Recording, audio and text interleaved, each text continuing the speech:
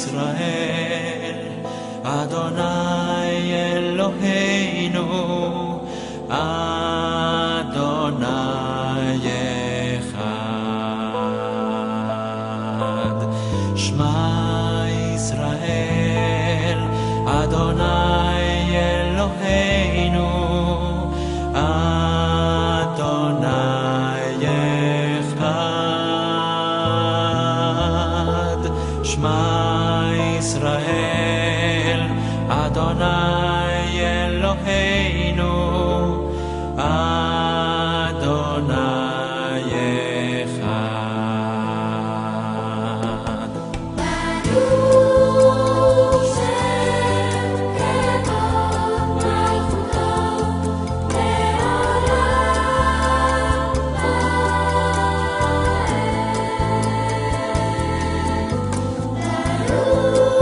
ברוך שם כבוד מלכותו לעולם ועד.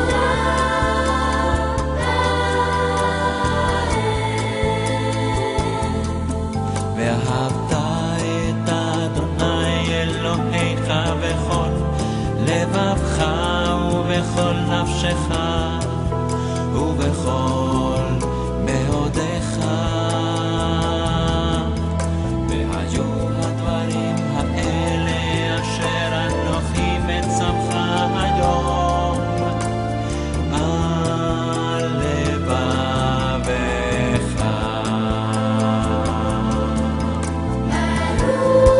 ברוך שם כבוד מלכותו לעולם ועד. ברוך שם כבוד מלכותו לעולם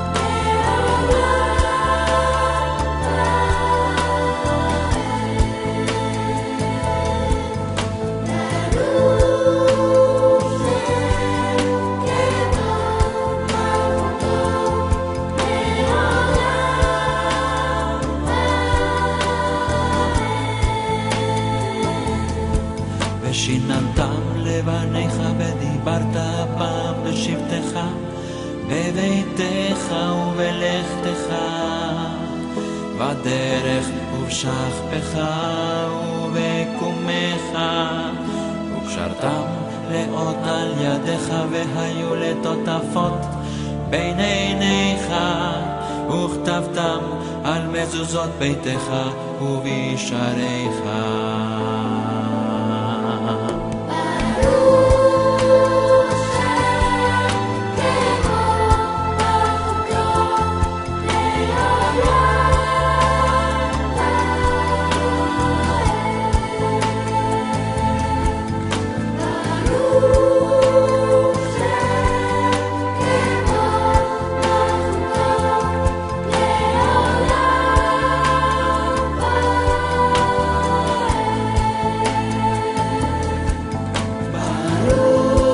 ברוך שם כבוד מלכותו לעולם ועד.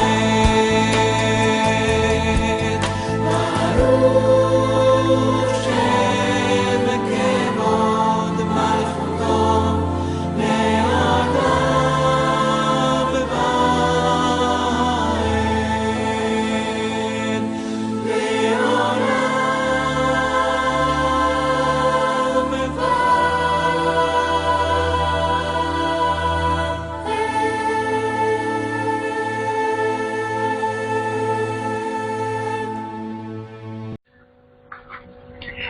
Shalom, buen día para todos. Vamos en esta ocasión a continuar con nuestra serie de estudios sobre el libro de Juan. Comenzamos en esta ocasión con el capítulo 9. Vamos ahora a presentarnos delante del Todopoderoso Israel para pedirle perdón por nuestras ofensas. Padre Todopoderoso que estás en los cielos, santificado sea tu nombre. Baruch Hashem Yahweh, venga a nosotros tu reino, hágase tu voluntad, aquí en la tierra y allá en el cielo. Eterno Padre Todopoderoso, te pedimos ahora que nos perdones, que tengas misericordia, que nos tengas paciencia y que por medio de tu palabra, tu enseñanza y el ejemplo y enseñanza enseñanza del Maestro Yahoshua podemos derrotar todas las áreas que aún están allí por corregir en nuestras vidas. Eterno Padre Todopoderoso, en esta hora te pedimos que nos abras los ojos, los oídos, todo nuestro ser, nuestra alma, para que la enseñanza que tienes para nosotros en este día entre en lo más profundo de nuestro ser y produzca frutos para tu honra, adoración y alabanza, Padre Yud-Heh-Wav-Heh, Elohim de Abraham, de Isaac y de Jacob, por los méritos del Mesías Yahoshua. Amén. Amén. Bien, vamos a comenzar con el verso 1 del capítulo 9 para entrar en contexto. Recordemos que en este libro de Juan, gran parte de esta narración se encuentra orientada a demostrarnos cómo el Mesías, Yahoshua, el Maestro, tuvo unos fuertes enfrentamientos con un grupo de judíos que inclusive estaban ya tramando una encerrona para acusarlo y para prenderlo. El Mesías ha tenido unas fuertes discusiones con ellos. Sin embargo, el Mesías expresa en varias oportunidades que él aún si creyeran en él, tendrían posibilidad de recibir todas estas promesas de vida eterna que él está expresando. Igualmente hemos visto un grupo de judíos que sí creyeron.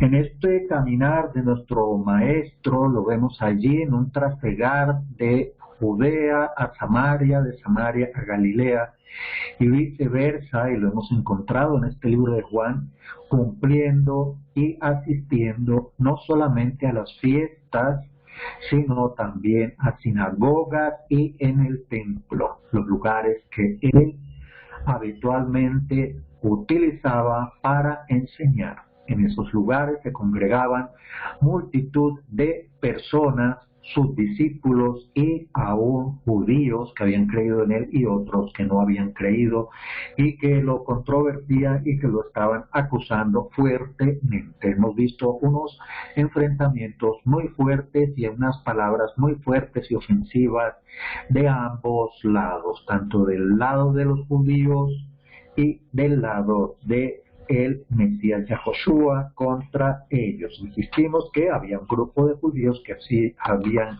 creído totalmente. Sin embargo, el Mesías también tiene unos mensajes de advertencia en los cuales nos anuncia que no solamente es creer, sino seguir sus pasos y sus enseñanzas.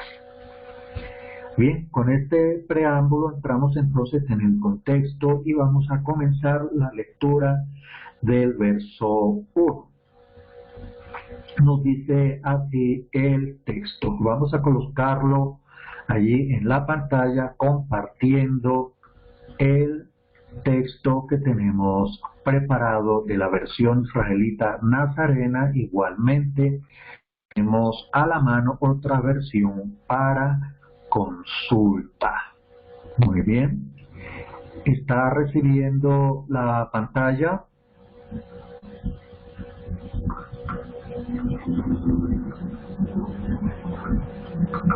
Sí, se ve en la pantalla. Muy bien, muy amable por esa información. Bueno, comenzamos en el verso 1, vamos a ir resaltando lo que vamos leyendo. En algún momento vamos a solicitar también que nos colaboren con unas citas que tenemos preparadas precisamente a razón de este tema. Verso 1 nos dice el autor de este documento. Al pasar adelante, vio a un hombre ciego de nacimiento. Bueno, en el verso anterior, en el 59, vimos que Yahoshua se ocultó y salió del templo. Y aquí en el verso 1, capítulo 9, vemos que nos dice al pasar adelante. En otras versiones aparece simplemente la frase al pasar. Al pasar adelante, Yahoshua vio a un hombre ciego de nacimiento. Es interesante esta ceguera de nacimiento porque nos lleva a analizar y a reflexionar acerca de unos temas que vamos a tratar ahora en poco tiempo.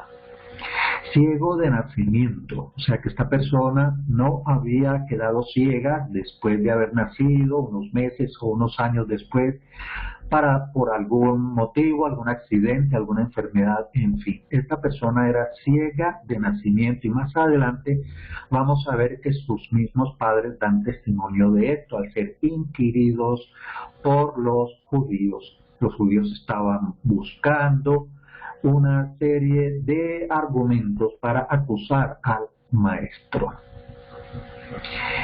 Estos judíos, cuando hablamos de judíos, englobamos a los judíos que estaban en contra y controvertiendo al Mesías, porque recordemos e insistimos en que sí había un grupo no solo de judíos del pueblo, sino personas importantes, aún sacerdotes, que habían creído en el Mesías, y judíos de prestancia y de autoridad también creyeron, como recordamos el caso de Nicodemo y aún otros más.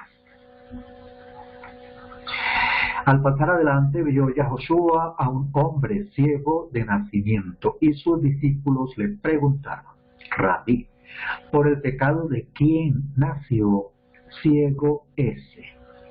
Bien, estamos viendo aquí una pregunta de sus discípulos.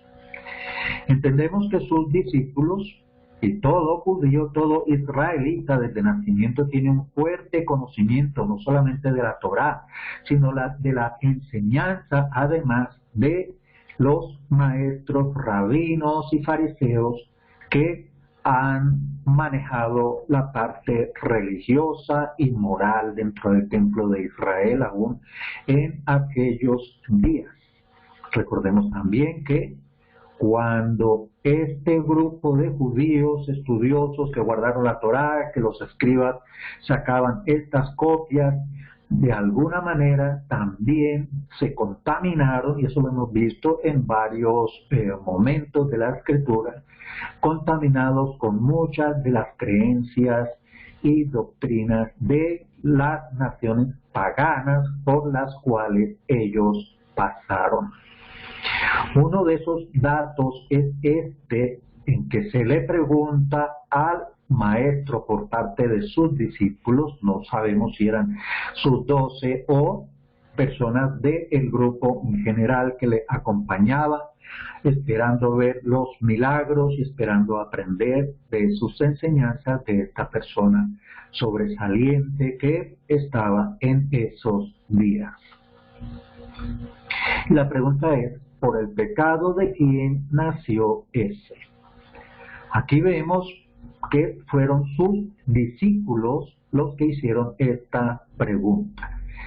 ¿Por el pecado de quién nació ciego ese? ¿Qué nos sugiere esta frase? Esta frase nos sugiere que una enfermedad como la ceguera de nacimiento pudo haber venido por algún pecado.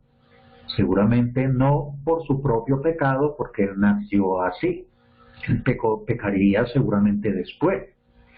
De manera que esta sola pregunta insinúa que esta persona, este hombre, era ciego de nacimiento por culpa del pecado de alguien más. Pudo haber sido sus padres, sus abuelos, sus ancestros, según algunas doctrinas que trabajaban por allí y aún trabajan. Hemos visto este tema en algunos otros estudios. Vemos aquí entonces que no estaba claro que había una razón por las cuales pueden sobrevenir las enfermedades. En el verso 3 vemos lo siguiente: Yahoshua respondió: ni pecó él ni sus padres. Eso fue para que se manifestaran en él las obras de Elohim. Aquí tenemos la respuesta del maestro. Ellos en su pregunta están insinuando que esta persona nació por el pecado de alguien. El maestro los saca de dudas de una forma contundente. Ni él pecó, ni sus padres pecaron. Pero esto fue para que se manifestara en esta persona las obras de Elohim. Alguna persona que quisiera buscar tropiezo pudiera decirnos, entonces esta enfermedad fue intencional para que se manifestara en él las obras de Elohim. Eso es una actitud tendenciosa y malsana. Hay hechos que suceden, pero la solución de estos hechos son los que dan la manifestación de las obras de Elohim. No el hecho de que él estuviera ciego de nacimiento para que esto sucediera. Lo que le da la gloria al Todopoderoso es el hecho de que fue sanado. Eso es lo que le da la gloria, no de que fue enfermado para ser sanado, porque hay muchas causas por las cuales una persona puede nacer en estas condiciones. Pero lo que se hace para manifestar la gloria del Todopoderoso es la sanación de esa enfermedad. Vamos al verso 4 que nos dice lo siguiente. Tengo que hacer las obras del que me envió mientras dure el día. La noche viene cuando nadie puede trabajar. Aquí el Mesías ya nos está preparando para una comparación que él va a manejar de sí mismo, y está comparando aquí el día y la noche. En el día hay luz del día para hacer las obras. En la noche no hay luz del día para hacer las obras. Habría que prenderse algunos mechones o algunas lámparas de aceite para poder realizar alguna labor. Sin embargo, no una labor de trabajo como tal. Aquí entonces estamos viendo dos condiciones. Una durante el día, un tiempo de luz, y una zona de noche, tiempo de oscuridad. Podemos entonces estar viendo también en cuanto a esta persona ciega de nacimiento dos condiciones. Su condición de ciego en oscuridad, en la cual no se puede ver, y en el caso de su sanación, como ya sabemos que va a ocurrir el paso de la oscuridad a la luz, el paso de la ceguera a ver.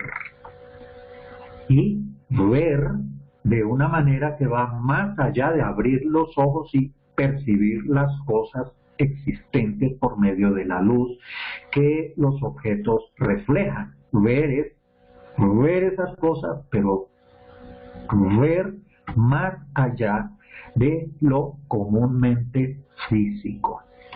El maestro entonces está utilizando esta situación para revelarse a sí mismo, por un lado, y para, por medio de las obras que le da el mismo Padre Todopoderoso a él, manifestar la gloria y las obras de su Padre. Como ya hemos visto y he repetido varias veces en este libro de Juan, el maestro hace estas obras por el poder del Padre Todopoderoso, no para su propia gloria, lo ha repetido varias veces, sino para la gloria del que lo envió. Estamos aquí entonces en este tema del inicio del capítulo 9, de una situación de oscuridad, de ceguera, que se pasa a través de una obra sobrenatural. De esa oscuridad se pasa a la luz. Estamos aquí entonces, vamos a ver la forma en que el maestro maneja esta situación y vamos a solicitar que se investigue así en este tema los elementos que el maestro está utilizando para realizar esta obra sorprendentes con unos elementos que también conocemos que tienen un simbolismo, y dejamos ese tema como tema de investigación. Vamos entonces a ver el verso 5. Nos dice: mientras yo esté en el mundo, soy luz del mundo. Vemos aquí entonces dos situaciones. Una situación en la que el Mesías no está. Luego, si Él es la luz del mundo, si Él no está, el mundo está en oscuridad. Siempre utilizamos la metodología de invertir la frase con el fin de adquirir una visión más amplia de el sentido del mensaje de cada frase. Verso 5. Mientras el Mesías está en el mundo, Él es la luz del mundo. Y a partir de allí estamos entonces en esta parte que hay dos situaciones. Una situación de noche, una situación de día, una situación de oscuridad, una situación de luz, una situación en la que el Mesías no está y una situación en la que el Mesías es la luz del mundo. Así maneja el maestro esta pedagogía tan especial que él tiene y utiliza para que las personas puedan, a través de estos ejemplos sencillos, puedan comprender mejor su mensaje. Y vamos al verso 10 que nos dice el maestro: dicho esto, escupió en tierra, hizo lodo con la saliva y con el lodo untó los ojos del ciego. El ciego no recubrió inmediatamente la vista porque este proceso tenía otro elemento más. Inicialmente, el maestro está utilizando unos elementos de tierra y agua. La tierra y el agua de la saliva la convirtió en un lodo que se untó en los ojos del ciego. Y el siguiente paso fue que esta persona fuera a lavarse en el estanque de Shiloah. Habíamos visto que en el verso 7 aparece también en las versiones tradicionales la palabra Siloé, y entre paréntesis nos informan que esta es una palabra traducida del hebreo y transliterándola significando en español enviado. Siloé. El siguiente punto, la siguiente parte de este proceso consistió entonces en que la persona fuera a hacer una inmersión, un lavamiento en un estanque en Shiloah. Así que él fue, se lavó y regresó viendo. Así que hay dos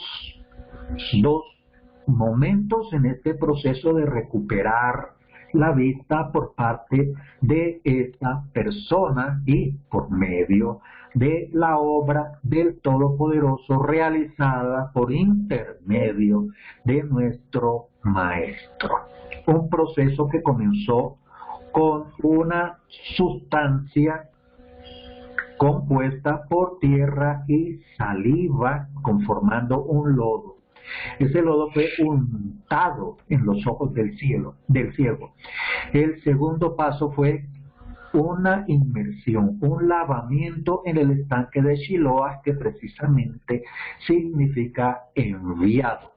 Vemos entonces que el hombre obedeció correctamente las órdenes del maestro, hizo el lavamiento y recuperó su vista. También entonces tenemos aquí que parte de recuperar la vista, además de un elemento tierra, un elemento agua y el lavamiento en el estanque de Shiloah.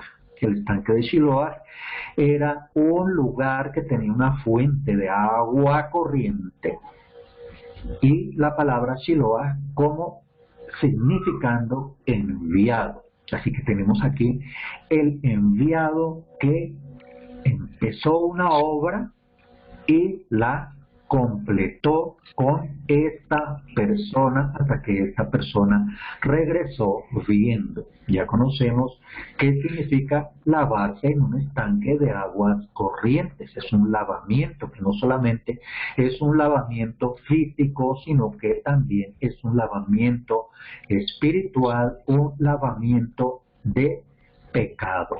Así que estamos viendo todos los elementos que el maestro está utilizando. Son elementos comunes, unos elementos muy conocidos para ellos, tal vez para nosotros no eran tan conocidos hasta estos días que está siendo nuevamente restaurada la palabra bajo el contexto hebreo. No lo hubiéramos entendido y nunca lo hubiéramos entendido si seguíamos fuera del contexto hebreo, fuera de toda esta situación, fuera de que esto sucedió en tierra de Israel, en medio de israelitas, en medio de judíos, en medio de personas que creían y cumplían la Torá, en medio de un templo en el que se cumplían todas las reglas conforme a los sacrificios y a las ofrendas. En aquellos días totalmente estaba la Torá al alcance de la instrucción de todas las personas. Por eso es importante que nos metamos en ese contexto, y el maestro, como parte de ese contexto, él manejaba todos estos elementos de ese contexto. Vimos ya entonces cuál fue el proceso de recuperación de la vista, elementos de tierra, agua y un lavamiento. Ya sabemos que el lavamiento completa este proceso por medio de dos funciones del lavamiento. El lavamiento no solamente del cuerpo físico, sino también del cuerpo espiritual, como un nuevo nacimiento, como un nuevo hombre que sale de la oscuridad, sale a la luz de la oscuridad en el que él andaba, y por medio de aquel que es la luz del mundo. Vamos entonces a continuar cómo transcurre este relato con el mendigo, con sus padres y con los fariseos, que están buscando también en este hecho otro pretexto más para sumar a esa lista de agravios que están armando en contra del maestro. Vamos al verso 8 que nos dice: entonces los vecinos y los que antes lo habían visto que era un mendigo preguntaban: ¿no es este el que se sentaba a mendigar? Unos decían: ese es, y otros decían: no, pero se parece a él. Y él decía: yo soy. Bien, aquí vemos entonces otra disensión, otra discusión en los vecinos del entorno que conocían a esta persona, lo habían visto como una persona ciega que por su condición aplicaba y practicaba la mendicidad, como lo vemos aquí en este verso. Lo habían visto como un mendigo. Y vamos a ver tres respuestas de estas personas. Unos decían: él es. Otros decían: no, no es, pero como que se le parece. Y él mismo decía: yo soy. Aquí estamos viendo que hay un cambio de condición en esta persona que es evidente en la vecindad. en su entorno, en las personas a su alrededor. Están viendo a una persona diferente a la que antes era, por medio de esta transformación que hizo el maestro. Y estamos viendo que las personas lo están viendo, las personas a su alrededor que lo habían conocido como él era antes. Así que este varón que fue sanado está haciendo testimonio de una obra que el maestro realizó en él. Estamos viendo toda esta enseñanza que va mucho más allá de una anécdota, de un simple milagro. Ah, no, sí, hubo un milagro porque esa persona no veía y el maestro hizo ese milagro. Pero el maestro utiliza todos estos elementos para ponernos a reflexionar, para ponernos a escudriñar y a pensar en que todas estas cosas tienen un objetivo particular.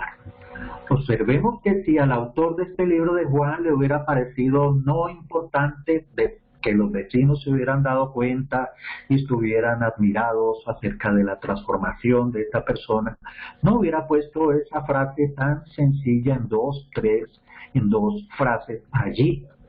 El discípulo Juan puso estas dos frases allí porque era importante que nosotros nos diéramos cuenta el resultado en la vecindad alrededor de este hombre, ante todas estas personas que están viendo una transformación en una persona que lo veían todos los días como un mendigo en algún lugar. Hay algo aquí que sucedió, que trascendió el simple hecho de una recuperación de vista, porque aquí están viendo una transformación de una persona. No solamente la transformación física que va a ser testimonio físico y terrenal ante las personas. Y vemos en el verso 9 que algunos se decían, ah sí, ese es, o sea, un grupo lo reconoció como el que antes era y como el que ahora es, pero otro no lo reconoció como el que antes era, pero afirmaban que se parecía, o sea que no lo reconocieron como el que ahora es. ¿Lo reconocieron? No lo reconocieron, pero afirmaban que se parecía, podía ser él, de pronto es él. Pero él mismo daba testimonio de sí mismo, él dijo, yo soy. Aquí está diciendo que él, el que era el mendigo, es esa persona que ellos están viendo en ese momento. La palabra yo soy, simplemente. Entonces ellos le preguntaron, ¿cómo se te abrieron los ojos? Era de conocimiento popular que esta persona era ciego de nacimiento y después de muchos años él aparece allí con la plena visión. Y aquí vamos entonces a ver la respuesta de él que antes era ciego y que ahora ve. Antes era ciego y ahora ve, y esta es la respuesta. El hombre que se llama Yahoshua hizo lodo, me untó los ojos y me dijo, ve a Shiloah y lávate. Entonces cuando fui y me lavé, recibí la vista. Así que estamos viendo en el verso 11 el testimonio de los acontecimientos físicos que sucedieron para que él recuperara esa vista. Aquí vemos a un grupo de vecinos hablando con la persona que recuperó la vista. Vamos al verso 12 que nos dice, y le preguntaron, ¿dónde está él? Y él dijo, no sé. El verso 13. Entonces, estamos viendo aquí a un grupo de vecinos que inquirieron a esta persona que recuperó la vista y le preguntaron, ¿dónde está él? Él dijo, no sé. Vamos a ver dentro de este grupo de vecinos quiénes habían allí. Verso 13. llevaron ante los fariseos al que había sido ciego, porque el día en que Yahoshua hizo lodo y le abrió los ojos era Shabbat. Así que en este grupo de vecinos, no solamente eran unos vecinos comunes y corrientes, aquí habían un grupo de vecinos que participaban de las acusaciones que se estaban haciendo contra Yahoshua, de tal forma que tomaron al que antes era ciego y lo llevaron en presencia de los fariseos. Luego estos vecinos también tenían afinidad con las intenciones de los otros dirigentes fariseos que estaban sumando argumentos contra el Mesías, y uno de esos argumentos, como ya lo habíamos visto antes, era que el Mesías quebrantaba el Shabbat haciendo estas cosas. Vamos a ver el verso 15 que nos dice lo siguiente. Entonces, los fariseos le volvieron a preguntar de qué manera había recibido la vista, y les dijo: él me puso lodo sobre los ojos, me lavé y veo. Los fariseos, ya los que estábamos conociendo que eran dirigentes, había escribas, había sacerdotes, habían otras personas dirigentes allí en este grupo. Estos fariseos volvieron a interrogar a la persona que recuperó su vista. Y en el verso 16 nos dice: entonces algunos de los fariseos decían: este hombre no es de Elohim, porque no guarda el Shabbat. Pero otros decían: ¿cómo puede un hombre pecador hacer tales milagros? Y había división entre ellos. Vemos aquí que el maestro, aún dentro de ese mismo grupo de fariseos acusadores, también había disensión, había división, había discusión. Unos lo acusaban directamente de ser un violador del Shabbat.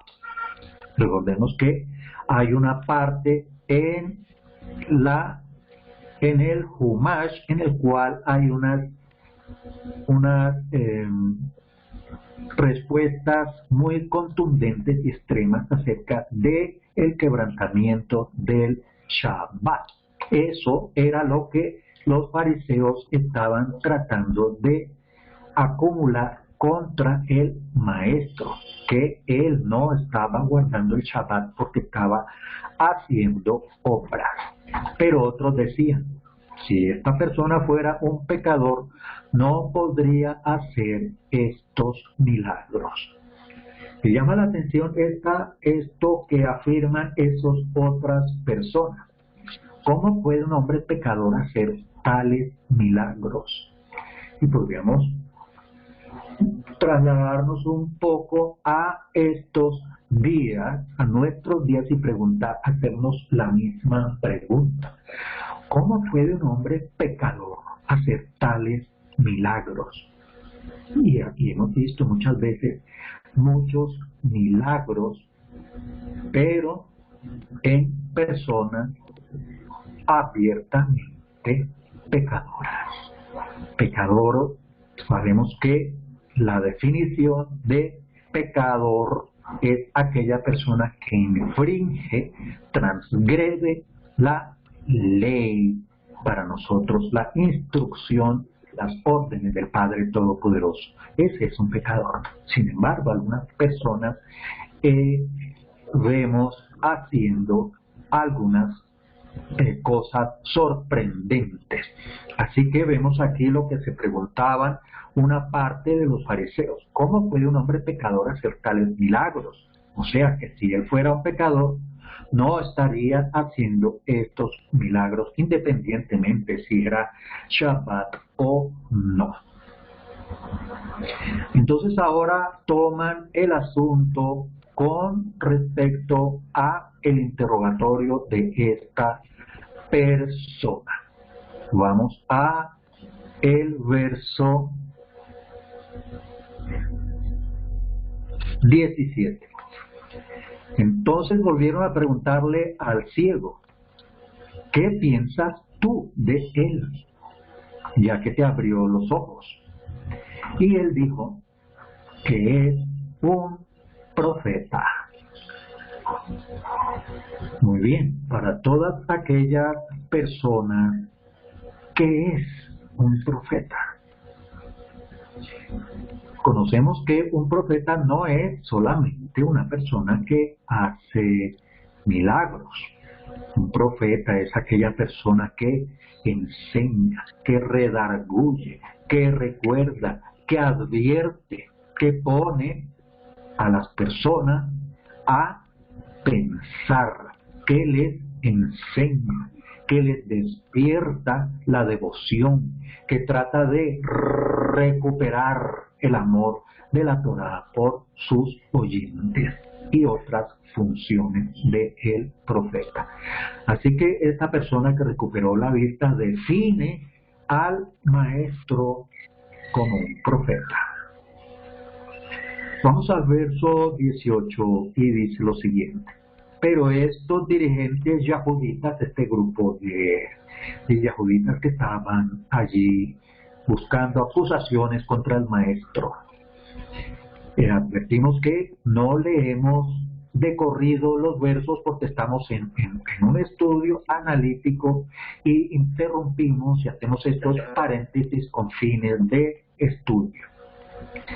Verso 18 nos dice, pero los dirigentes judíos no creían que él había sido ciego y que había recibido la vista, hasta que llamaron a los padres de que había recibido la vista. Verso 18.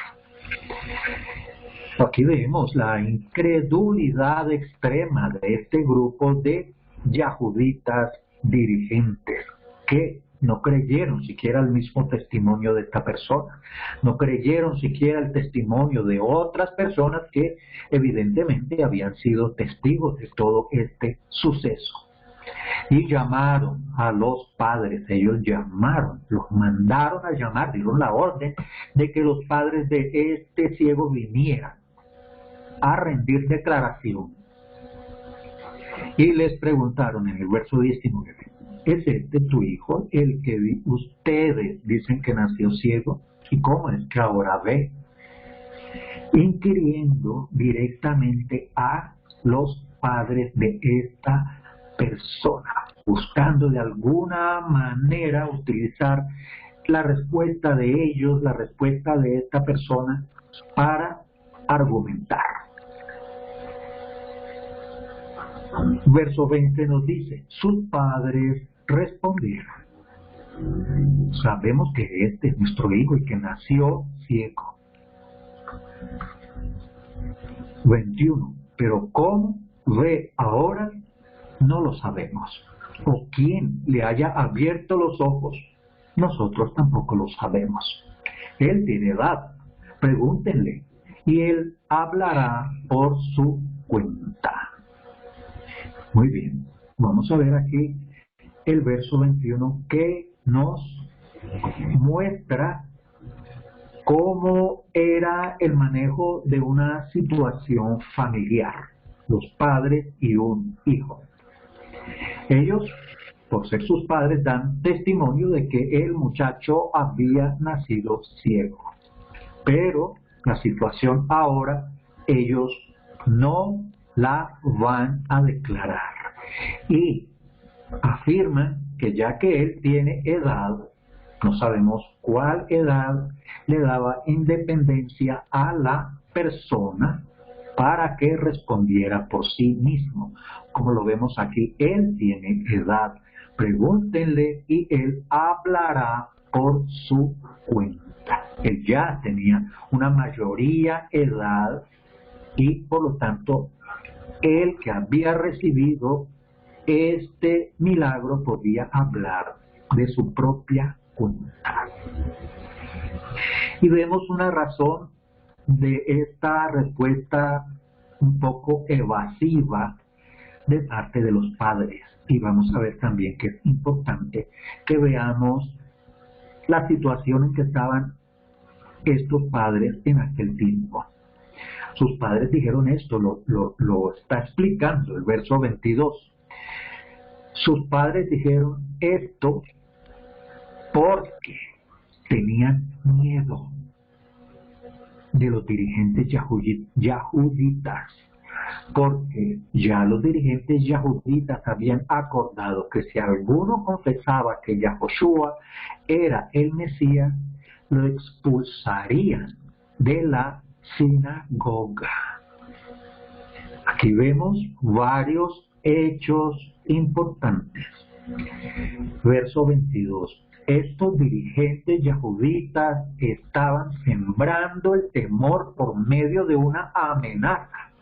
Estaban sembrando el temor en medio del pueblo, diciendo que, ojo, que si alguno confiesa que esta persona es el Mesías, será expulsado de la sinagoga.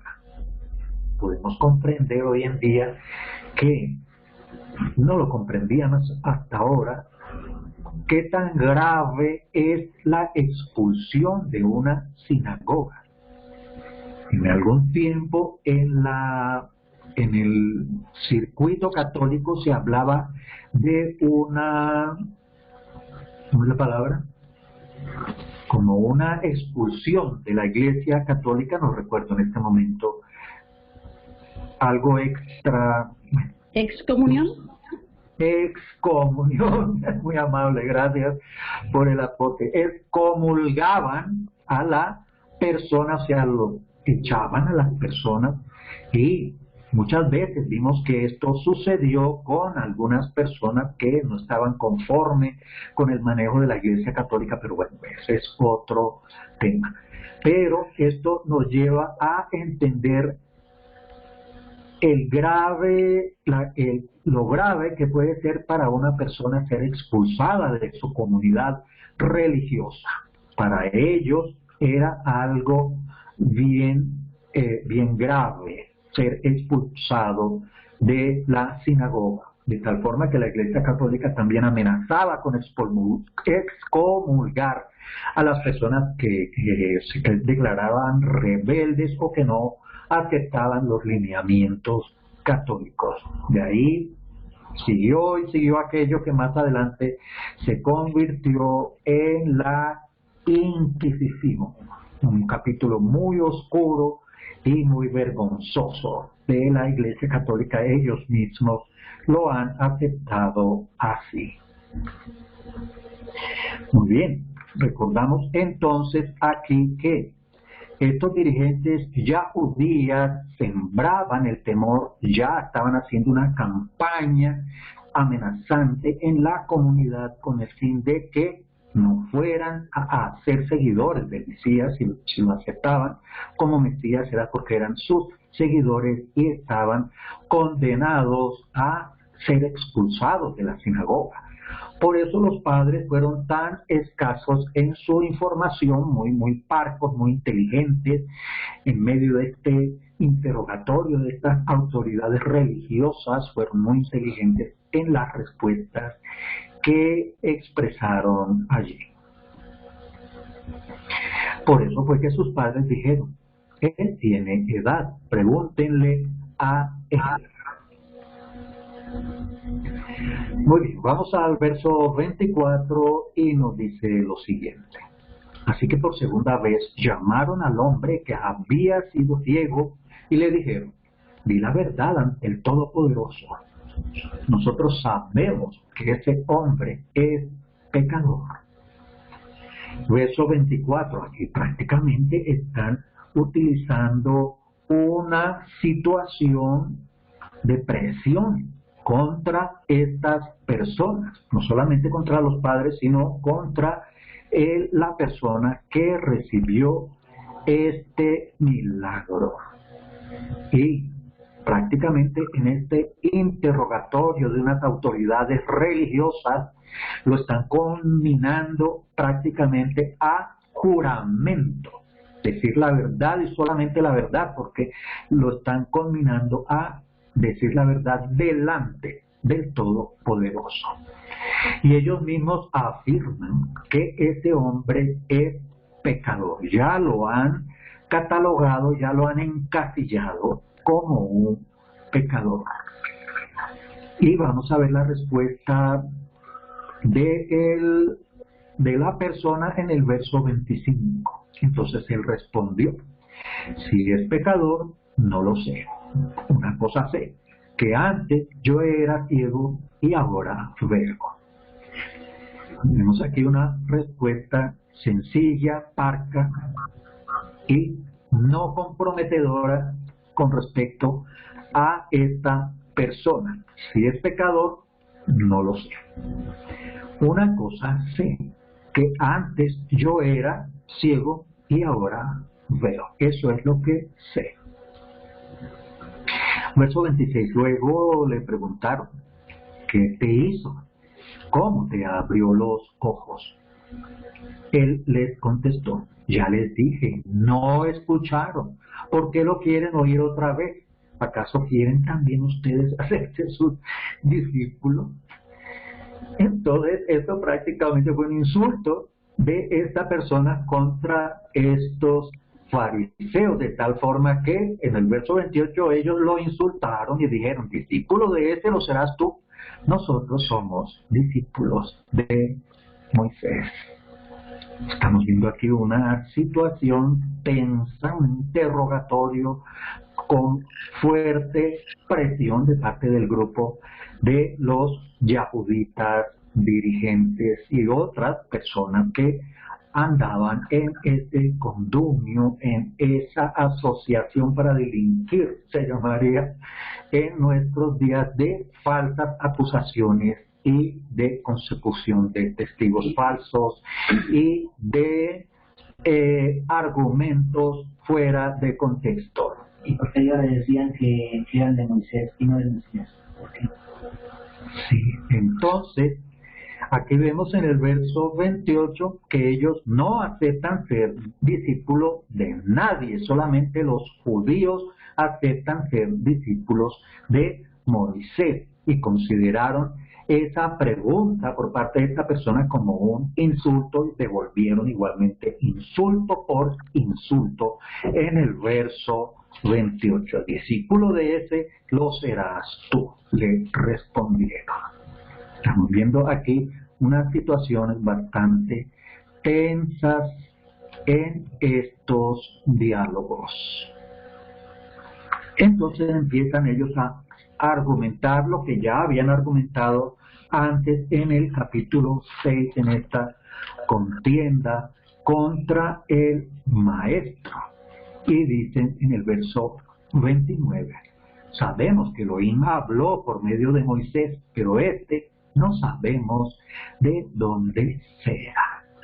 Y veamos la respuesta del hombre. El hombre le respondió: pues eso sí que es maravilloso, que ustedes no sepan de dónde es, y a mí me abrió los ojos.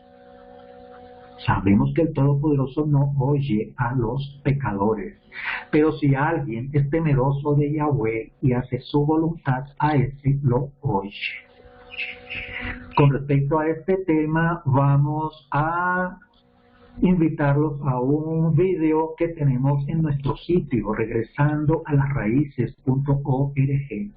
El título del video es: ¿será que el Todopoderoso escucha nuestras oraciones? Y estamos viendo aquí varias afirmaciones acerca de el verso 31, que nos dice: sabemos que el Todopoderoso no oye a los pecadores, pero si alguien es temeroso del Todopoderoso y hace su voluntad, a ese lo oye. Así que podemos utilizar este verso para reflexionar un poco en esta respuesta de este hombre. Él nos dice en la parte segunda del verso 31 que si alguien es temeroso del Todopoderoso y hace su voluntad, a ese lo oye. Estamos viendo aquí entonces que el Todopoderoso oye al que es temeroso de Él, al que es temeroso de Yahweh, y hace su voluntad. Hay dos condiciones aquí en el verso 31 por las cuales el Todopoderoso escucha a una persona. La primera es que sea temeroso del Todopoderoso. Y la segunda es que esa persona haga su voluntad. De esta manera el Todopoderoso escucha.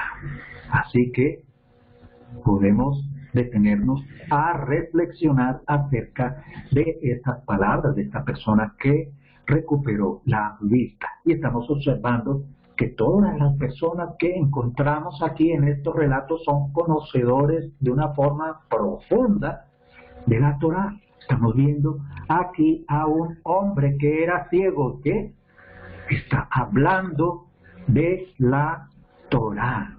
Y miren este discurso de esa persona que antes era ciega y recuperó la vista, estaba en la oscuridad y ahora está bajo la luz del Mesías. Y miren estas expresiones de esa persona que recuperó la luz. Y nos dice, verso 32, nunca jamás se ha oído decir que alguien le haya abierto los ojos a uno que nació ciego. Si éste no viniera de Elohim, no podría hacer nada. Observemos aquí una persona humilde, un mendigo que era ciego de nacimiento, está expresándose de esta manera que nos está comunicando un profundo conocimiento de la Torá, del Todopoderoso, de las cosas santas, del pecado. Una persona como todo israelita y todo judío que se respete, profundo conocedor de la Torá. Y solamente se usa la Torá con argumentos de la Torá. Y le está respondiendo aquí con argumentos de la Torá. ¿Algún comentario de alguna persona? Sí, en las escrituras, el maestro le dio muchas oportunidades a los fariseos, explicándole de todo, y aún así no entendían. Pues así nos pasa, hay veces con nosotros, no entendemos, por demás que nos expliquen las cosas, no entendemos. Por nuestro orgullo, por nuestra dureza de corazón, no llegamos a entender las cosas, por no humillarnos a obedecer los mandamientos del Todopoderoso. Pensamos que lo que hacemos en las tradiciones es correcto. Es como decir cuando metemos cosas en una congregación, por ejemplo, como festeja mucha gente el nacimiento del niño según, pues allí hemos pasado y decimos que es bueno, y decíamos que es bueno, pero gracias al Todopoderoso nos está enseñando algunas cosas que nosotros éramos ciegos espiritualmente, de las cosas que no sabíamos. Gracias a Él que nos abre nuestros ojos como al ciego para ver la realidad hoy en día. Y desafortunadamente no solamente en aquellos tiempos del Mesías pasado o eso, hasta hoy en día pasa los compañeros hoy en día trata de decirle a alguna persona cómo es en las escrituras. Hay veces, en vez de captarlo, más se enoja rápidamente en contra de uno. Y pues nuestro orgullo nos lleva a hacer esas cosas, y vemos que el Mesías no hace acepción de personas. Él explicaba a los fariseos, le daban de entender que como hoy en día y a los ciegos sanaba. Y pues miramos que no todos creyeron en él. Vemos que el ciego que fue sanado creyó en él, y vemos que el Mesías tiene tanta paciencia para con nosotros, y solamente gracias a él, como dice en las Escrituras, en Pedro, porque el Adón es paciente con nosotros, no quiere que ninguno perezca. Es una palabra extraordinaria para nosotros, para todos los seres humanos, a que lleguemos un día a arrepentirnos de nuestra maldad y conocer al verdadero Mesías, que es paciente con nosotros en muchas cosas. Amén. Sí, Señor. Así es. Podemos ir haciendo la comparación de todo lo que está sucediendo en aquellos días, las actitudes de estas personas, tanto del lado farisaico como las actitudes de las personas que creyeron y que vieron y que recuperaron la vista. Aquí estamos viendo un encuentro fuerte entre los mismos fariseos que estaban controvertiendo al maestro directamente y una persona que ha recibido esta enseñanza, este ejemplo y este milagro de parte del maestro. Aquí el maestro no está argumentando por sí mismo. Vemos a otra persona argumentando para controvertir a los fariseos. No vemos en este pasaje no al maestro mismo controvertiendo, pero a la persona que fue beneficiaria de esos hechos controvertiendo a los mismos fariseos. Otro detalle que nos enseña este pasaje: ya la persona que ha sido abierto los ojos, entonces ya tiene la capacidad de argumentar en la base que ya tiene del conocimiento, argumentar porque ha sido experimentado en su propio ser, en su propia carne, los hechos del maestro. Vamos al verso 34 y nos dice: ellos le contestaron, tú naciste sumido en pecado y quieres enseñarnos a nosotros. Y lo expulsaron. Observen ustedes aquí tres frases. Vamos a ver la primera. Tú naciste sumido en pecado. Observamos aquí entonces que estos fariseos tenían la enseñanza de que una persona que había nacido ciega tenía que ser por culpa, por algún pecado de sus padres o de alguno de sus ancestros. Y ya vimos que la respuesta del maestro en el verso 3, estamos en el capítulo 9, en el verso 3 el maestro había expresado que ni sus padres ni él mismo era consecuencia de pecado, sino que estas obras eran para manifestar la gloria del Todopoderoso. En segundo lugar, ellos se creen que son los que lo saben todo. ¿Quieres enseñarnos a nosotros? Es una persona que hasta el momento hemos visto que sus argumentos son pegados estrictamente a la Torah. No es suficiente para ellos porque ellos supuestamente son los que lo saben todo. Y en tercer lugar, además de eso, lo expulsaron. Lo expulsaron quiere decir que lo sacaron de aquel lugar o No sabemos, vamos a ver si más adelante nos informa si lo expulsaron de la sinagoga o directamente de todo el resto de sus derechos religiosos.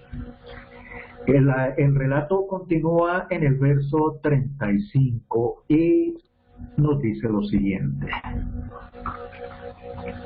Nuevamente entra Yahoshua en escena en esta parte. Yahoshua oyó decir que lo habían echado fuera, y cuando se encontró con él, le preguntó, ¿tú crees en el Hijo del Hombre? Muy bien. De alguna manera, este nuevo encuentro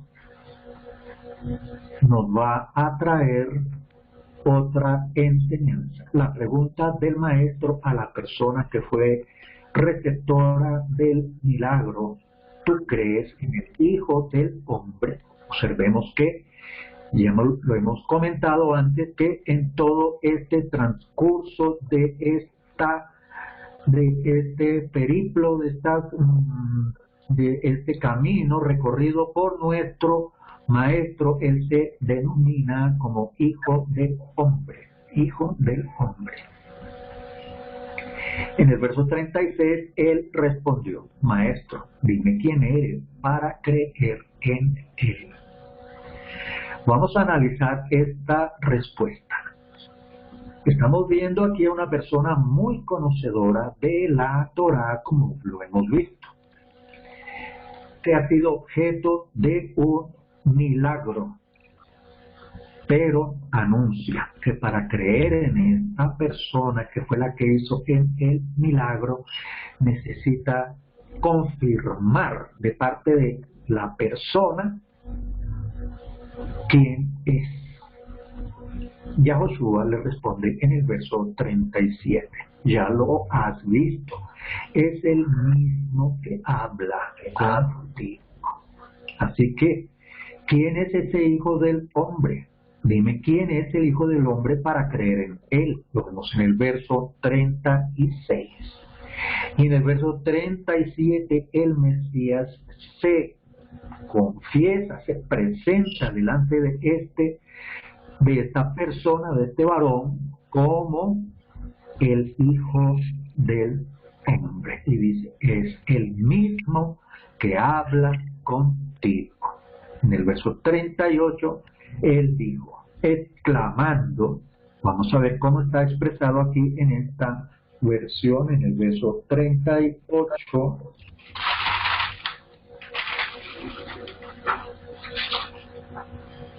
creo, y le hizo reverencia, creo, y se postró ante él. Aquí tenemos dos detalles interesantes.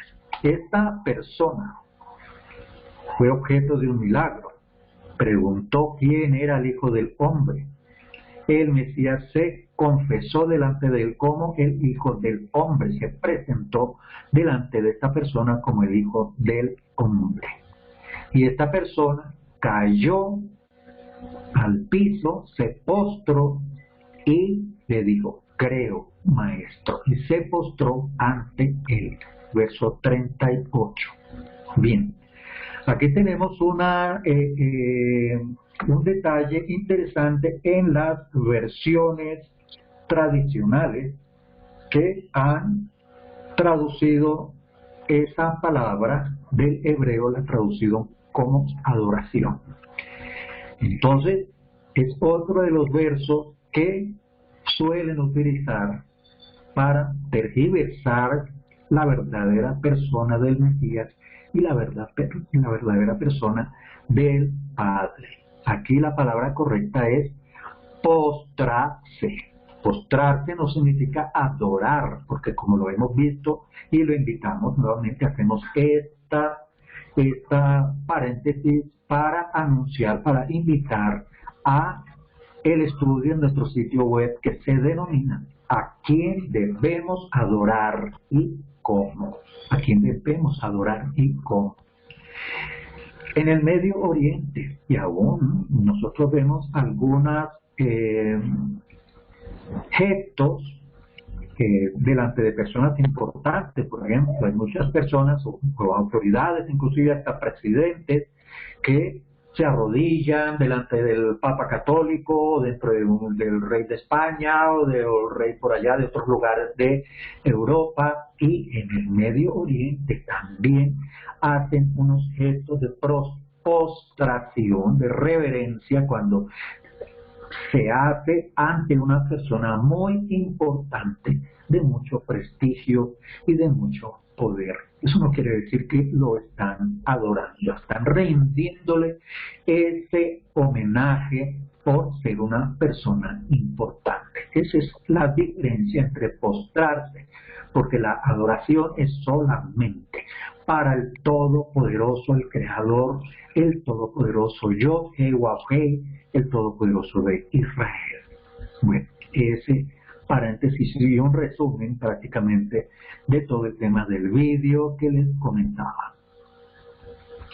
Bueno, esta persona creyó y se postró. Vamos a ver entonces que aparece el maestro nuevamente en discusión con estos fariseos. Aquí hay un cambio de escena. Teníamos una escena en la cual el maestro se volvió a encontrar con la persona que había recuperado la vista, y esa persona creyó en el Hijo del Hombre.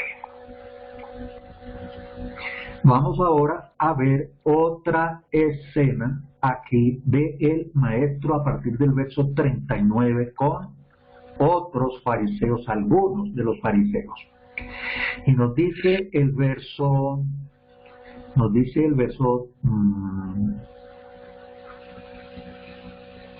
40. Al oír esto, algunos de los fariseos que estaban con él dijeron: ¿acaso nosotros también somos ciegos? Y vamos a ver aquí algo interesante en la respuesta del Mesías. Vamos a analizar primero la pregunta. En el verso 39, señora. Sí, en 39 dice: para juicio he venido, para que vean los que no ven y los que ven queden ciegos. ¿Qué significa allí?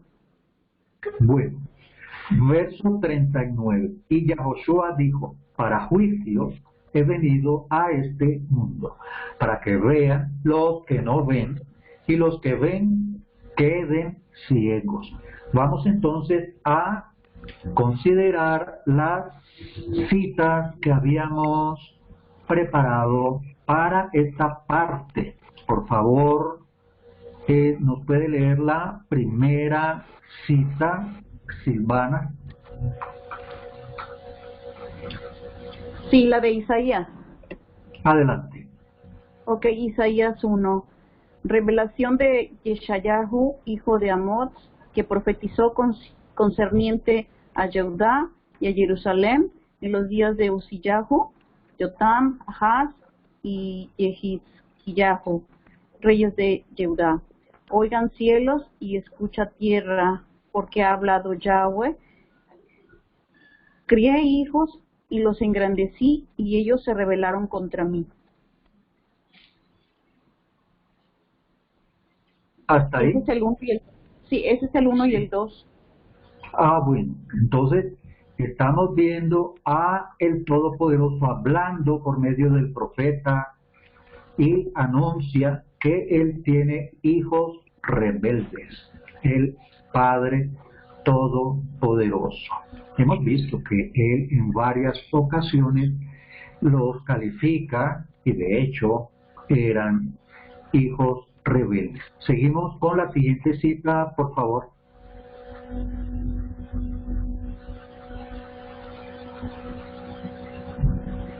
Primera de Corintios 2:14.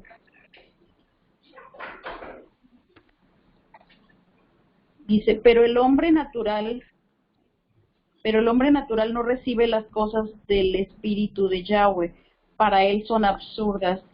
Además, él no tiene capacidad para entenderlas porque son evaluadas por medio del Ruaj. Exactamente. Entonces vamos a ir enlazando estos textos con el tema que estamos manejando en este momento. Hay una rebeldía, unos hijos rebeldes que no tienen acceso al Espíritu para poder entender. Adelante con el siguiente. Lucas 4:18. El Ruaj de Yahweh está sobre mí. Por lo tanto, me ha ungido para anunciar las buenas noticias a los pobres. Me ha enviado a proclamar libertad a los cautivos y vista renovada a los ciegos, para liberar a aquellos que han sido oprimidos. Exactamente. Entonces, vamos enlazando estos versos con el tema que estamos manejando en este momento. Aquí vemos cumplidas esas profecías en el caso de el Mesías. ¿Cuál es el contexto? Unos hijos rebeldes, unos hijos que no reciben el Espíritu para poder ver. Sin embargo, hay una profecía de que el enviado, una de las tareas del enviado sería precisamente de intervenir para que esas personas que no ven pudieran ver. Adelante con la otra cita. Salmo 146:8. Yahweh da sabiduría a los ciegos, Yahweh endereza a los encorvados, Yahweh ama a los justos. Exactamente, estamos viendo aquí una manifestación del cumplimiento de esta afirmación del Padre Todopoderoso. Estamos viendo entonces en el contexto lo siguiente: unos hijos rebeldes que no reciben el Espíritu, por lo tanto no pueden ver. Sin embargo, la misericordia del Todopoderoso y su amor es tan grande que anunció por medio de sus profetas que vendría a este mundo, como lo vemos en el verso 39, y estos versos nos han dado la respuesta. En el verso 39, Él vino al mundo, porque esa era la profecía que había sido dada sobre Él. Uno, para que los que no ven, vean. Y la otra, para que los que ven, del todo ya, queden ciegos. Y eso lo estamos viendo también con las parábolas. Cuando le preguntaron los discípulos al maestro, ¿por qué les hablas con parábolas? Él les respondió algo parecido. A los que ven, verán mejor. Los que no ven, verán. Los que ven, verán mejor. Y los que no ven, definitivamente, no verán. Así que estamos viendo cumplida la profecía del maestro en el verso 39. Y ellos se sintieron aludidos en el verso 40. Disculpe, ¿nos quedaba algún texto por consultar? Nada más Isaías 35:5. Adelante, por favor. Sí, entonces los ojos de los ciegos serán abiertos y los oídos de los sordos serán destapados. Exactamente. Vemos aquí entonces la plena confirmación de este Hijo del Hombre en el cual se están cumpliendo las profecías. Y eso nos responde a la pregunta del verso 39. ¿Por qué los que ya ven quedarán ciegos? Porque no les alumbra la luz del mundo. No reciben, por lo tanto, ese espíritu que abre los ojos y abre los oídos para ver y para escuchar. Seguimos entonces con el tema, muy amable por su colaboración, Silvana García. Sí, de nada. Gracias. Vemos en el verso 40 que los fariseos se sintieron aludidos allí en este tema de la ceguera. Y pregunta, ¿acaso nosotros también somos ciegos? Y vamos a ver algo curioso en la pregunta 41, que también hay una figura de la pedagogía que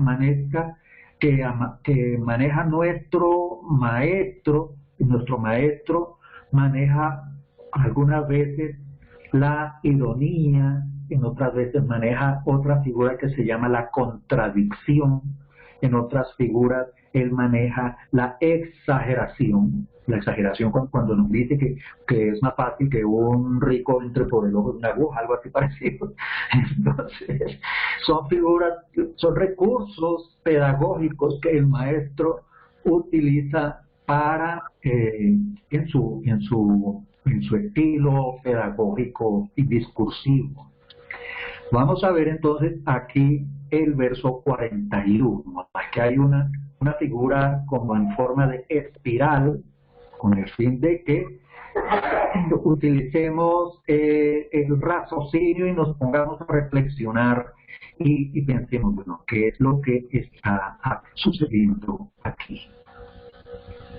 Aquí hay una espiral, una aparente contradicción que nos lleva a una verdad. Es un recurso literario. Nos dice aquí en el verso 41, si fueran ciegos no tendrían pecado. Recordemos que ellos acababan hace poco de acusar al hombre de que él era ciego porque tenía pecado. Aquí estamos viendo lo contrario, la contradicción en palabras del maestro. Si fueran ciegos no tendrían pecado. Pero ahora, como ustedes dicen que ven, su pecado permanece. Vemos allí esa figura de espiral. Si fueran ciegos no tendrían pecado. Un ciego es alguien que no ve. Es como el que no conoce la ley.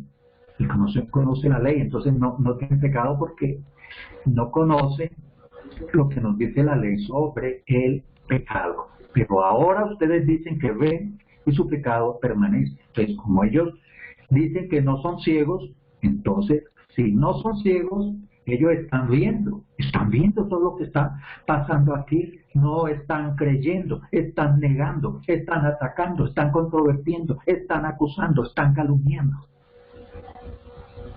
Entonces, están en pecado porque están viendo y no ven, están oyendo y no oyen, por lo tanto, ese pecado permanece en ellos. Esas son las figuras que utiliza nuestro maestro, un estilo muy didáctico para enseñarnos por medio de figuras que nos hacen reflexionar, y por eso era tan difícil para algunas personas en aquellos días, pero al rato como que empiezan a comprender. Sin embargo, su terquedad los lleva nuevamente a desviarse del entendimiento del mensaje. Vamos entonces a partir del verso 1 del capítulo 10, unas enseñanzas del maestro por medio de unas comparaciones. Hemos comentado que el maestro utiliza... Esto. Perdone, siga adelante, por favor. Señor. Sí, pues vemos que en las escrituras, como dice en muchos pasajes, el orgullo de la persona es tan grave ante el Elohim Todopoderoso. Pues mucha gente decimos desafortunadamente decimos que sabemos muchas cosas, pero no queremos humillarnos delante del Todopoderoso. Y es lo que pasaba a esa gente en el tiempo de Mesías. No querían humillarse. El orgullo estaba dentro de su corazón. A pesar de que les explicaba muchas veces que no es así, pero dentro de ellos pensaban que sabían más que el Mesías. En su interior, ¿cómo nos puede enseñar una persona siendo así? El orgullo de la persona, como dice en Santiago, es muy grave entre nosotros los seres humanos, porque no queremos humillarnos delante del Todopoderoso por nuestros pecados, y eso es lo que nos afecta hasta hoy en día. Vemos que mucha gente, nosotros los seres humanos, no queremos obedecer, somos duros hacia la obediencia, y es lo que nos afecta hasta hoy en día. Correcto, sí, lamentable, y esa es una de las áreas que debemos manejar. Aún hay mucho de eso en todos nosotros, debemos confesarlo y debemos aceptarlo, que es una de las áreas más difíciles de manejar. Sin embargo, tenemos que no solamente intentarlo, sino procurar manejar todas esas áreas que aún no hemos logrado derrotar, y solamente con el estudio, con el ejemplo de nuestro Maestro el Mesías, con oración, con dedicación y practicando la humildad, podemos nosotros entonces derrotar ese orgullo que todavía está en nosotros, una de tantas áreas que todavía con las cuales tenemos que tratar. Aquí en el verso 1 y en adelante vemos esa paciencia, aunque a veces observamos esa radicalidad de nuestro maestro, ese celo, pero también esta paciencia con estas personas tan duras y tan tercas y de tan duro corazón, y sin embargo, él por medio de estas figuras, de estas parábolas, de estas alegorías, de este estilo pedagógico que maneja nuestro maestro, todavía él les daba otra oportunidad, lo intentaba nuevamente, tratando de que ellos reflexionaran y recapacitaran. Vamos a ver este discurso del maestro en el verso 1 a partir del capítulo 10.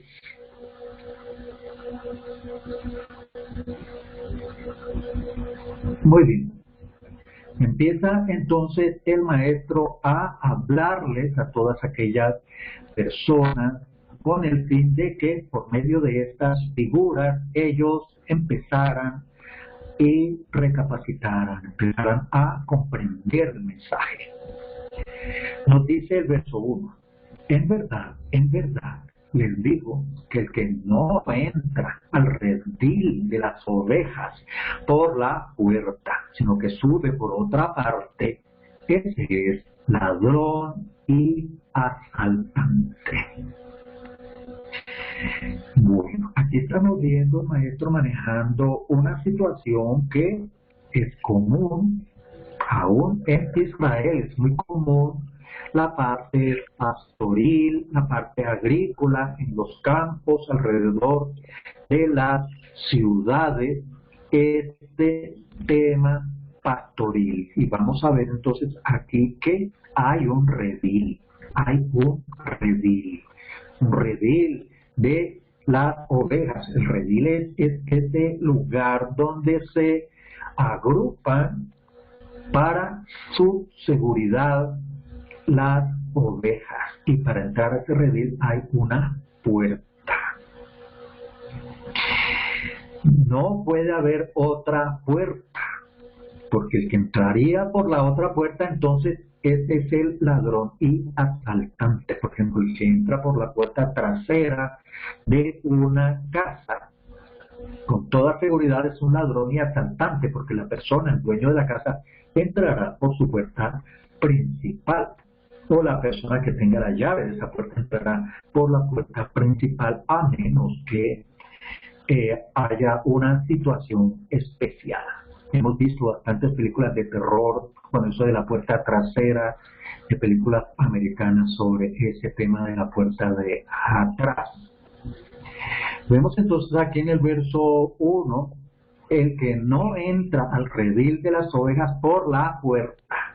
O sea, solamente hay una puerta para entrar a ese redil. Vamos a ver aquí entonces la figura, una figura campestre muy familiar para todas aquellas personas en aquellos días, no tan familiar para nosotros porque muy poco vemos pastores con ovejas, las vemos con vacas y con otro tipo de animales manejando más o menos el mismo sistema. En aquel tiempo el tema de las ovejas desde el comienzo del mundo, recordemos el pasaje de Abel con respecto a las ovejas, ha sido un elemento que siempre ha estado permanentemente en la vida de los israelitas. Por eso el maestro utiliza estos elementos para una pedagogía en cuanto a quién es el pastor, quiénes son las ovejas, qué es el redil, cuáles son las reglas, un redil que tiene una puerta. En fin, vamos a verlo en este discurso del verso 1 en cuanto a responder aquella frase de los fariseos en su pregunta: ¿acaso nosotros somos también ciegos?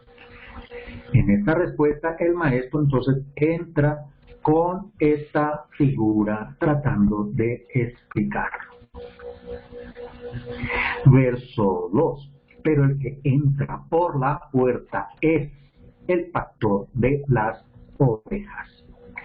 A él le abre el portero y sus ovejas oyen su voz. A sus ovejas las llama por su nombre y las conduce afuera. Y cuando saca afuera todas las suyas, va delante de ellas y las ovejas lo siguen porque conocen su voz.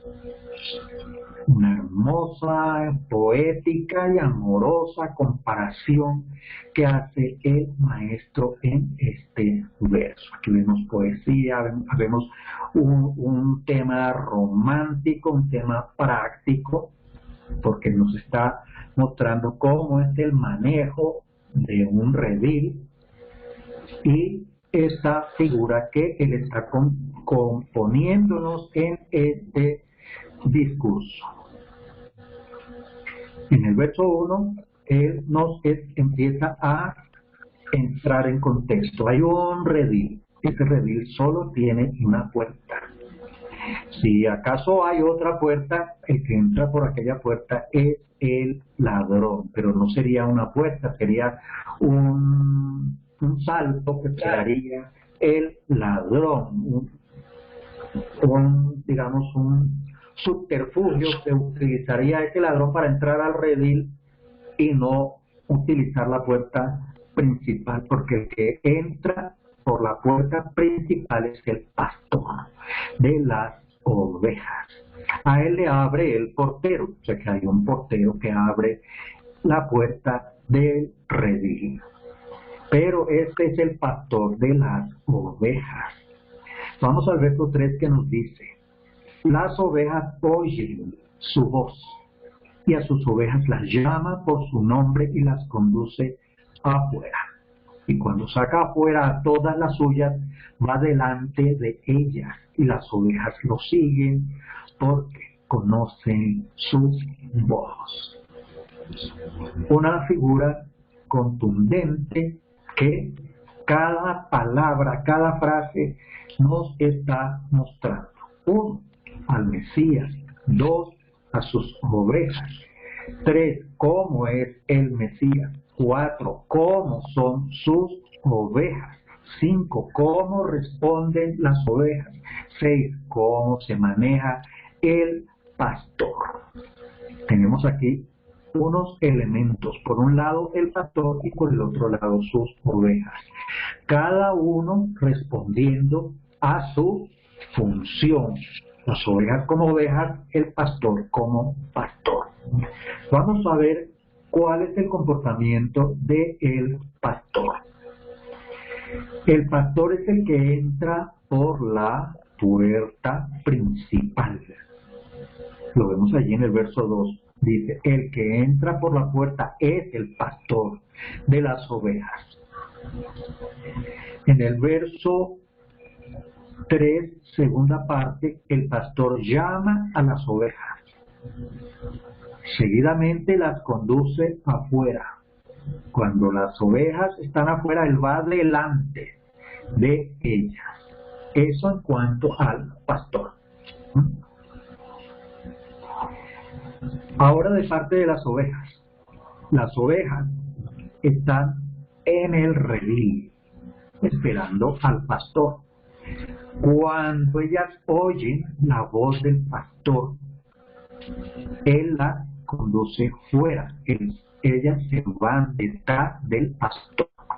Las ovejas los siguen porque conocen su voz. Como es una metodología que hemos usado en algunas oportunidades, vamos a colocarlo en negativo, este texto.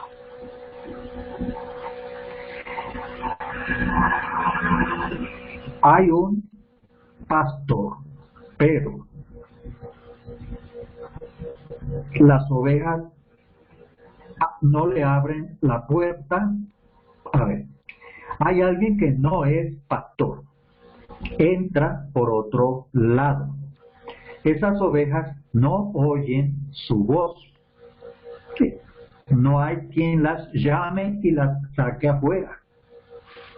No hay nadie que va delante de ellas. No hay nadie a quien seguir. No hay nadie a quien escuchar su voz. Eso en el texto, en el pasaje, colocado en forma negativa para que hagamos ese contraste. Cuando hay un pastor y cuando no lo hay. Cuando no hay ese pastor, alguien entra por un costado y no hay quien lleve a esas ovejas afuera, ni esas ovejas tienen a quien seguir, ni esas ovejas no tienen a quien escuchar la voz. O si escuchan alguna voz, siguen un camino diferente, siguiendo a alguien que no es su pastor verdadero. Podemos sacar esa conclusión de este pasaje del 1 al 4. Sin embargo, todo esto es para una invitación, como siempre comentamos aquí, no obligamos a nadie a que crean lo que estamos comentando o obligando a la gente que eso es así, no podría ser de otra manera. Simplemente invitamos a que las personas reflexionen, mediten y tomen todos estos elementos y se pongan a reflexionar y a meditar sobre cuál es la intención de todo este pasaje. Si es solamente para enseñarle a aquellos fariseos que estaban allí escuchando y vociferando y contradiciendo, o puede tomarse este pasaje como un pasaje que puede aplicar en otro contexto. Muy bien, bueno, entonces podemos hacer la pausa aquí en el verso 4 mediante el Todopoderoso para iniciar la próxima sesión con el verso 10, porque empieza un discurso con una serie de figuras y de alegorías y de parábolas y de figuras y de simbolismo que el Maestro nos trae para enseñar no solamente a sus discípulos, a esos fariseos que estaban por allí, sino también para nuestros días. Muy bien. Invitamos a Manuel Acevedo para que nos haga una corta oración con el fin de agradecer al Todopoderoso este momento que nos ha tenido con vida hasta este momento, y para encomendarnos que nos perdone y que nos permita que todas estas enseñanzas las meditemos en el tiempo y en la mañana, en la tarde y a toda hora meditando en su palabra. Adelante, Manuel, por favor. Padre que estás en el cielo, santificado sea tu santo nombre, alabado sea tu santo nombre, oh Padre, por todos los siglos de los siglos. Gracias, Padre, por darnos la vida hasta este momento. Gracias por todas las cosas que tú nos has dado. Palabra que es palabra de vida, para que nosotros pongamos por obra, como dices en tu palabra. Padre, perdona nuestras ofensas que cometemos cada momento. Tú conoces nuestros pecados, como dice en las Escrituras. Nuestros pecados no te son ocultos, pero también nos exhortas, nos ayudas a que lo dejemos, a que obedezcamos tu santa palabra. Bendice a cada uno de nosotros en este estudio. Bendice a don Jaime con su familia, donde está dando los estudios. Bendice a la compañera Silvana con toda su familia donde está. Y bendice también a mi familia, Padre, que está en México. Y bendice a los otros que nos están escuchando, a otros compañeros y compañeras que están escuchando este estudio. Bendice a sus familias donde están y que los protejas de todo mal a cada uno de las familias. Hágase tu voluntad en el cielo, también en la tierra, oh Padre. Ayúdanos cada día para seguir tu voluntad, para seguir luchando cada día, porque sin tu ayuda, oh Padre, no podemos en nada. Sin ti, oh Padre, no podemos hacer nada. Gracias a ti, que eres tan misericordioso de verdad, por todas las cosas, por toda la vida que tú nos has dado, una oportunidad para arrepentirnos de nuestras maldades y ver las cosas en tu palabra, que es palabra de vida. Gracias, Padre, te lo agradecemos, que nos guíes cada día en el camino. Bendice a tu pueblo santo de Israel y a Jerusalén. Bendice a todos los que sufren enfermedades, como dice en tu palabra, ceguera espiritual. Y que gracias por tu paciencia, que tú nos estás exhortando por tu palabra, para que nosotros reflexionemos a la obediencia. Gracias, Padre, gracias. En el nombre de Yahushua te lo pedimos todo esto. Amén. Agradecemos a todas las personas que nos han acompañado en este estudio y a las que nos acompañarán cuando esté disponible en la red. Al Todopoderoso de Israel, toda alabanza y adoración por los méritos del Mesías de Yahushua. Amén. Amén. Amén, amén. Amén. Shalom, y mediante el Todopoderoso para la otra sesión. Buenas noches. Shalom, bendiciones, buenas noches. Shalom.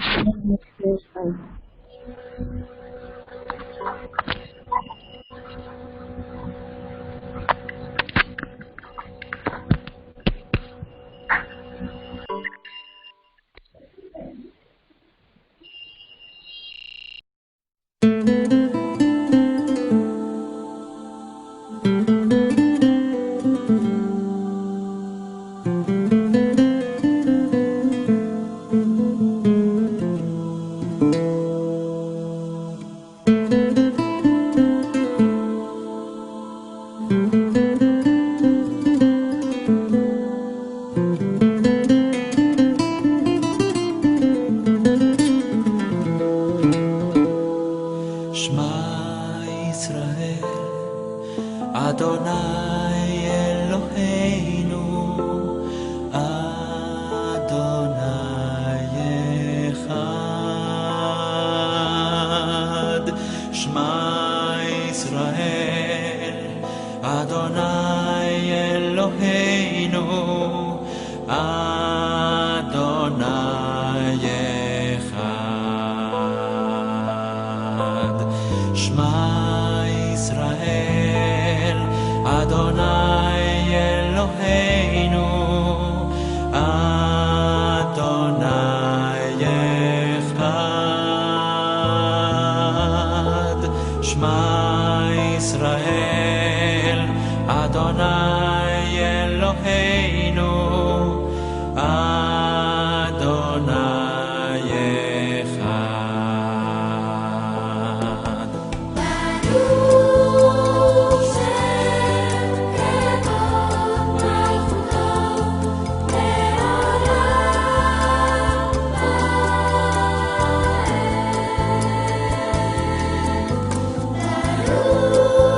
Baruch Shem Kevod Malchuto Le'olam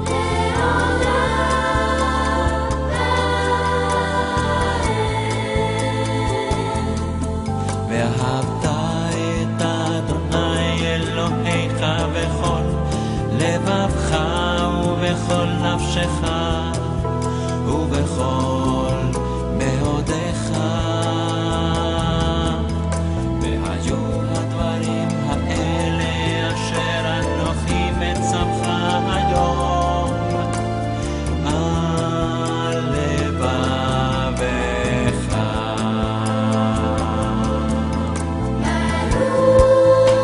Baruch Shem Kevod Malchuto